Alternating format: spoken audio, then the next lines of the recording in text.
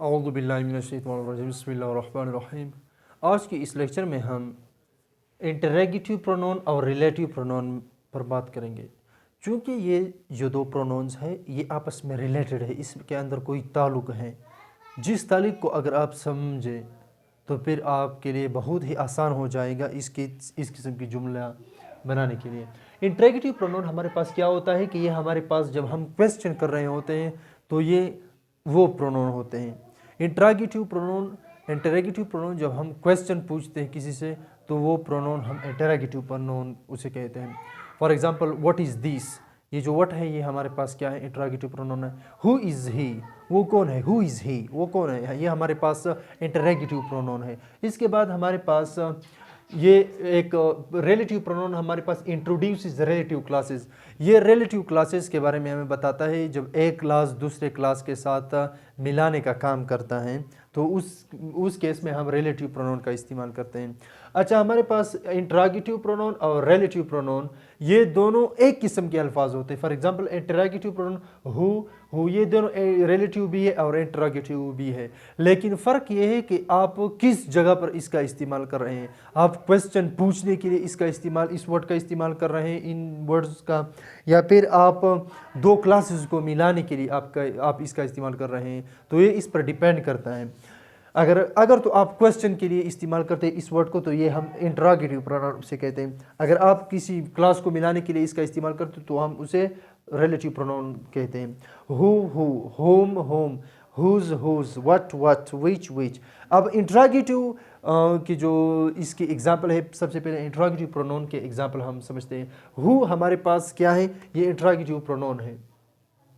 Who told you, तुम्हें किसने बताया, ये हम क्वेश्चन पूछ रहे हैं। क्वेश्चन के लिए whom डिड यू टेल, तुमने किसको बताया। whom did you tell, whom did you tell. whose is this, ये किसका है, whose इज दिस। मैं आपसे क्वेश्चन कर रहा हूँ, whose इज दिस, ये किसका है ये pen, this is mine. Relative pronoun में हमारे पास कौन सी मिसाल आते हैं। The pen which I use is very old, the pen which I used is very old. ये पेन जिसको मैंने इस्तेमाल किया बहुत पुराना है। विच, अब यहाँ पर विच कोई सवाल पूछने के लिए नहीं इस्तेमाल हो रहा, तो ये विच हमारे पास रिलेटिव प्रोनाउन कहते हैं क्योंकि द पेन आई यूज, यानी अगर मैं ये कहूँ कि the pen is very old तो फिर ये खुद ही एक जुमला पूरा हो जाता है। लेकिन हमें ये एक और इजाफी मालूमात देता है कि the pen which I use, वो पेन जिसको मैंने इस्तेमाल किया, जिसको यहाँ पर जिसको माना आता है विच आई यूज़, जिसको मैंने इस्तेमाल किया, इज़ वेरी ओल्ड बहुत पुराना है। The man whose shirt is blue is my uncle. Whose, यहाँ पर हुज रिलेटिव प्रोनाउन है। The man whose shirt is blue is my uncle. अगर मैं सिर्फ ये कहूँ the man is my uncle, the man is my uncle, तो फिर वो भी एक सेंटेंस पूरा हो जाता है। लेकिन मैं कह रहा हूँ the man whose shirt is blue, वो आदमी जिसका कमीज़ नीला है मेरा अंकल है या मेरा चचा है।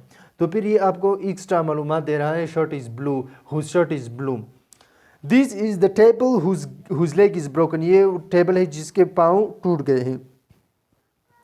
तो हमारे पास इस तरह के सेंटेंसेस को हम रिलेटिव प्रोनाउन का इस्तेमाल इसमें करते हैं। चूँकि वर्ड सेम है लेकिन इसका इस्तेमाल मुख्तलिफ़ जगहों पर हो रहा होता है तो हम इसको मुख्तलिफ़ कैटेगरीज़ में सेंटेंस के अकॉर्डिंग उसकी यानी सेपरेटली उसकी अलग कैटेगरी बनाते हैं, जिस तरह यहाँ पर हमने बनाई। मुझे उम्मीद है कि मेरा ये लेक्चर आपको पसंद आया होगा। प्लीज़ मेरे चैनल को सब्सक्राइब कीजिए और इन तमाम लेक्चर्स को शेयर कीजिए ताकि ज़्यादा से ज़्यादा लोग फ़ायदा उठाएँ। थैंक्स।